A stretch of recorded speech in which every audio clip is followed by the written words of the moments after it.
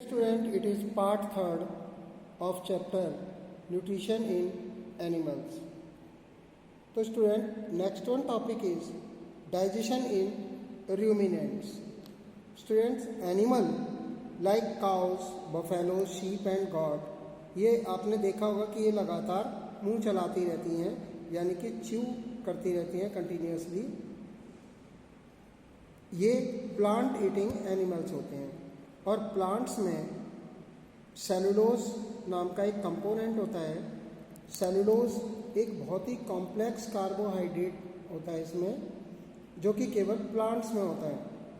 Plant eating animals में कुछ special structure होते हैं जिसे कि हम र्यूमेन कहते हैं.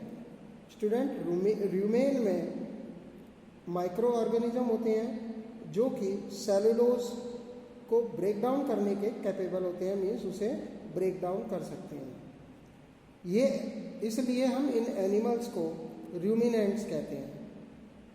हम ह्यूमन बीइंग्स ग्रास को और प्लांट्स को बगैर पकाए हुए डाइजेस्ट नहीं कर सकते. Student, now digestive system of the plant, यानी कि प्लांट का जो डाइजेस्टिव सिस्टम है प्लांट ईटिंग एनिमल्स का, उसमें ह्यूमन बीइंग्स की तरह से सारे के सारे डाइजेस्टिव ऑर्गन होते हैं.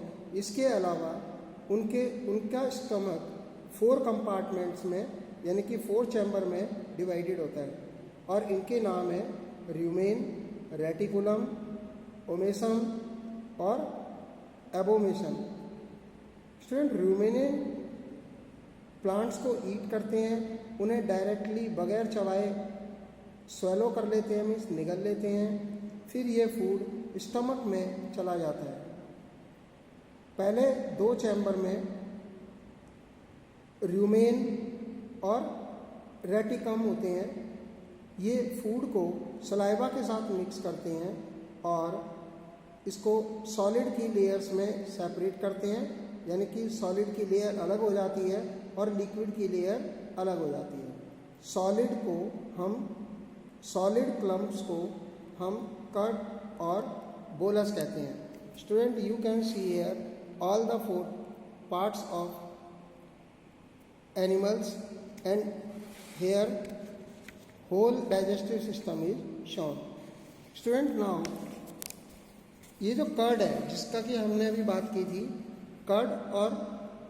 कर्ड को वापस से र्यूमेन से माउथ में वापस से ले लिया जाता है एनिमल्स द्वारा, जहाँ पर कि ये इसको आराम से बैठ करके च्यू करते रहते हैं.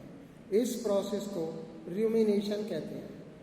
जब ये कर्ड चबाया जाता है और इसको फिर दोबारा से निगल लिया जाता है तो ये ओमेसम में एंटर कर जाता है, जहाँ पर कि फूड को सिंपल फॉर्म में डाइजेस्ट किया जाता है.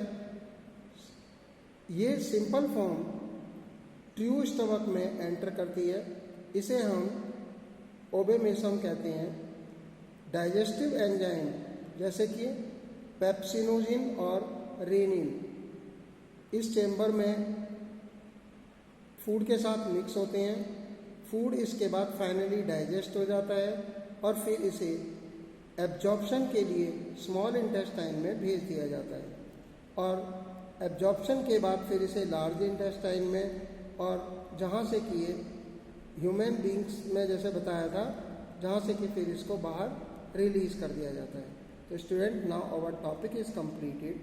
Now here you can see in summary a flow diagram is given here.